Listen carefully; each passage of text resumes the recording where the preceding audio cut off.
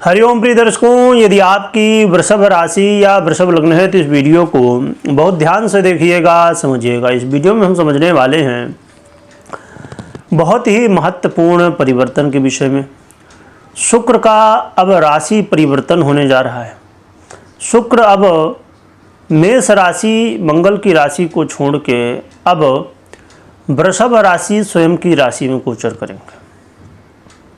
ये परिवर्तन बड़ा महत्वपूर्ण, खासकर वृषभ वालों के लिए बहुत महत्वपूर्ण होता है। सभी के लिए अच्छा है, परंतु किसी के लिए ज़्यादा, किसी के लिए कम। परंतु वृषभ वालों के लिए बड़ा ही एक ऐसा अच्छा अवसर है कि यदि आपकी पर्सनल कुंडली की स्थितियाँ बहुत बढ़िया रहीं, शुक्र की स्थिति अच्छी रहीं, दशाएँ आपको अच्छी चल रही होंगी, तो ये शुक्र का गोचर काल बड़ा ही श्रेष्ठ अवसर होगा आपके लिए। क्यों अच्छा है इतना?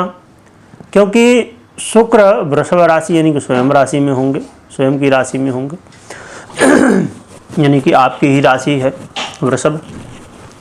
यदि आपकी राशि है तो आपके राशि में, यदि आपके लग्न है तो आपके लग्न में होंगे।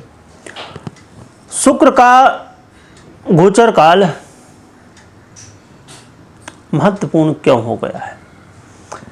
क्योंकि शुक्र अब आपके लग्न में होंगे और इसे पंच महापुरुष योगों में से एक योग, जो कि मालव्य नामक योग शुक्र द्वारा निर्मित होता है, ये अब बन चुका है। मालव्य योग एक बहुत बड़ा राजयोग है, जो कि हमारे जीवन में हर एक तरह के सुख सुविधा, लग्जरी, सांसारिक सुखों को देने वाला होता है। क्या कैसा प्रभाव होगा इसमें थोड़ा सा विचार करिए कि शुक्र का अब जब हम गोचर काल देखते हैं, समझते हैं, तो हम ये सोचते हैं कि भैया वृषभ राशि में शुक्र आ गया या तुला राशि में शुक्र आ गया तो बस। पर थोड़ा सा गहराई में जाने की आवश्यकता है। मैं इसलिए बता रहा हूँ कि कई बार आप देखते होंगे कि जो चीज़ आप सुनते हैं वो होती है, कई बार नहीं होती। उसके पीछे बहुत सारे कारण होते हैं पर उसमें से एक कारण ये भी है कि अब जब शुक्र वृषभ में गोचर करेंगे, हैं तो स्वयं की राशि में, परंतु यदि आप नक्षत्र वाइज थोड़ा सा विचार करिए तो कृतिका, रोहिणी और मृगशिरा यानी कि सूर्य, चंद्रमा और मंगल के नक्षत्र में गोचर करेंगे। हैं तो अपनी राशि में, परंतु नक्षत्र दूसरे, जो कि सबसे अच्छा फल जो अपनी राशि में भी आके देते हैं तो ये मंगल के नक्षत्र में, जब क्योंकि मंगल के नक्षत्र मृगशिरा के 2 ही चरण हैं, तो कई बार इसीलिए जब शुक्र का आप प्रभाव देखेंगे वृषभ राशि में तो अंत का समय हुआ करता है। वैसे शुक्र एक ऐसे ग्रह हैं जो मध्यावस्था से फल दिया करते हैं, परंतु ये अंत में फल देते हैं कई बार बहुत अच्छा, क्योंकि जब ये वृषभ में होंगे, मंगल के नक्षत्र में होंगे, उस समय अच्छा फल देते हैं। हाँ, अभी बहुत सारी देखिए चीज़ें इसमें डिपेंड करती हैं। अब जैसे मंगल किस स्थिति में है ना, तो वो भी डिपेंड करेगा।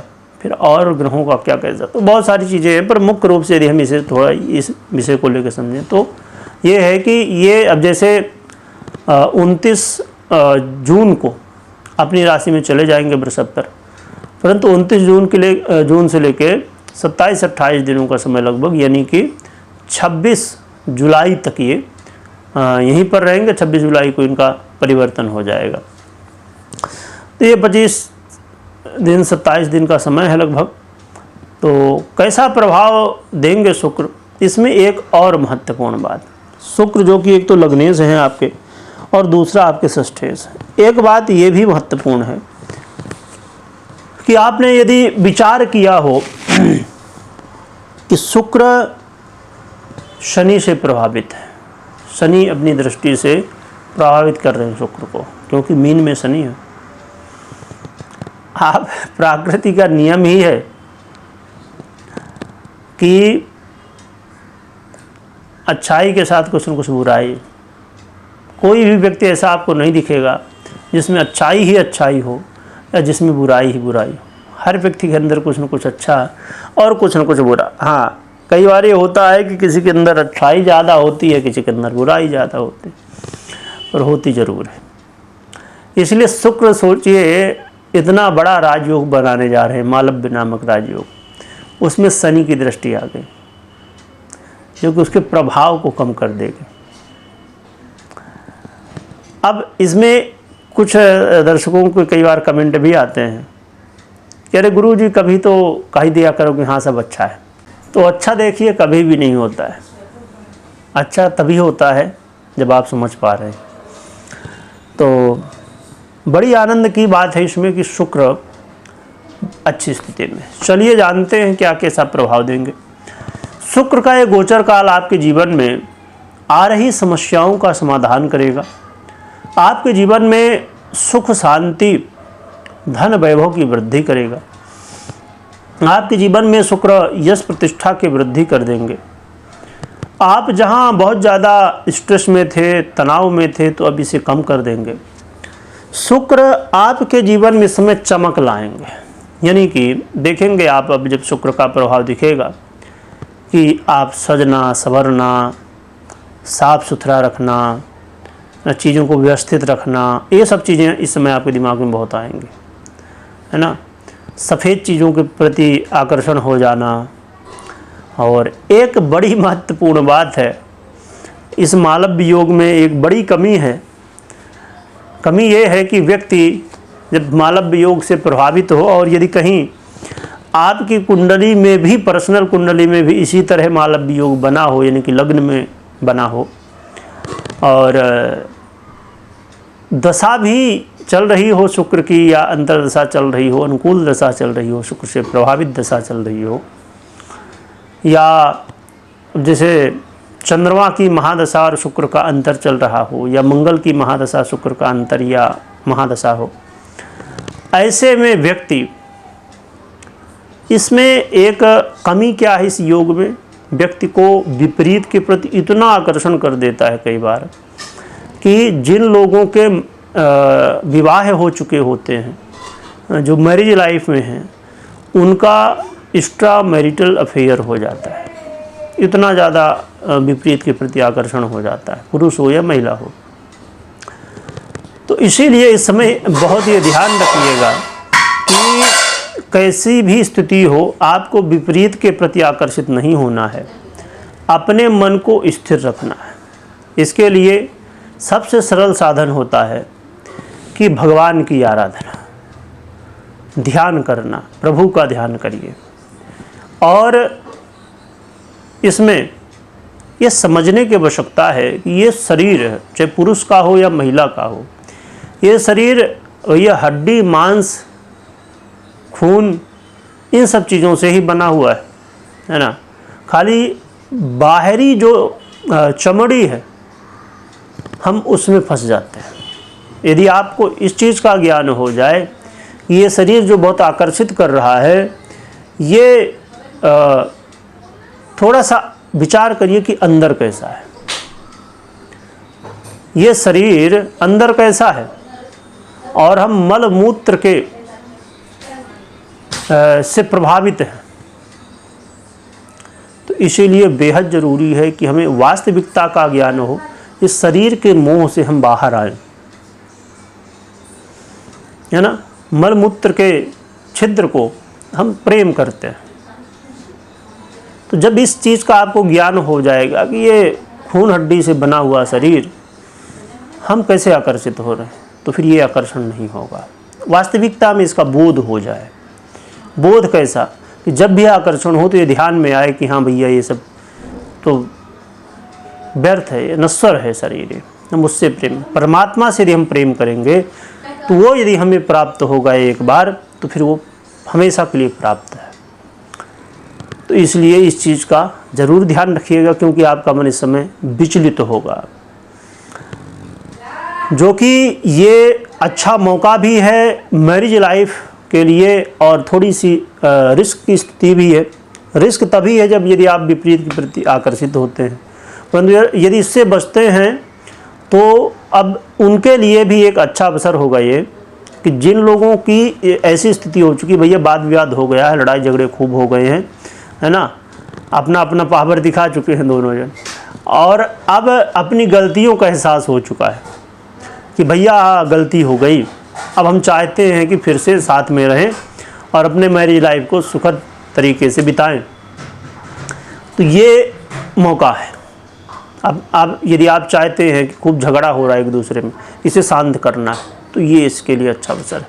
यानी कि मैरिज लाइफ को लेकर चिंताएं हैं, यदि आपकी दूरी हो चुकी है आपके बीच में, वाद विवाद हो चुका है और आप चाहते हैं कि हाँ भैया अब गलतियाँ हुई, अब सुधारना चाहते हैं, तो ये गोचर में बहुत अच्छा योग है और इसका लाभ आपको उठाना चाहिए। हाँ, अपनी पर्सनल कुंडली में ज़रूर एक बार चेक करिए, या तो चेक करवाइए, विश्लेषण करवाइए, या तो खुद करिए कि कैसी ग्रहस्थिति है आपकी, कैसी दशाएं चल रही है, ये ज़रूरी है। और इसके अलावा व्यापारियों के लिए भी बहुत ही अच्छा मौका है। व्यापारियों के लिए धन लाभ की स्थिति बनेगी, व्यापारियों के अपने व्यापार में खूब वृद्धि होगी, व्यापार में वृद्धि से मान सम्मान बढ़ेगा आपके। और खासकर उन लोगों के लिए जो शुक्र से प्रभावित व्यापार हैं, उन्हें और भी ज़्यादा लाभ मिलेगा। शुक्र से प्रभावित व्यापार, जैसे अब कुछ यदि हम चर्चा करें तो डेयरी उद्योग हो गया, फैशन के समय में, आज के समय में फैशन के बहुत सारे, जैसे कोई फैशन डिजाइनर हो गए, ब्यूटी इंडस्ट्री से हो गए, सिंगर हो गए, फिल्म इंडस्ट्री से हो गए, है ना, कॉस्मेटिक बहुत सारे, ये जो, तो मतलब यही सब चीज़ें, लग्जरी से संबंधित चीज़ें हो गई। तो ये बहुत सारे क्षेत्र हैं जो कि शुक्र के आधिपत्य में, ये सभी को जो है तो बहुत अच्छा मौका मिल सकता है। मौका यानी कि आपके व्यापार को अच्छी ग्रोथ मिल सकती है। या जैसे कुछ लोग व्यापार शुरू करना चाहते हैं और इन्हीं से रिलेटेड, तो उनके लिए भी एक अच्छा अवसर, परंतु पर्सनल कुंडली भी देखना जरूरी हुआ करता है किसी भी विषय में।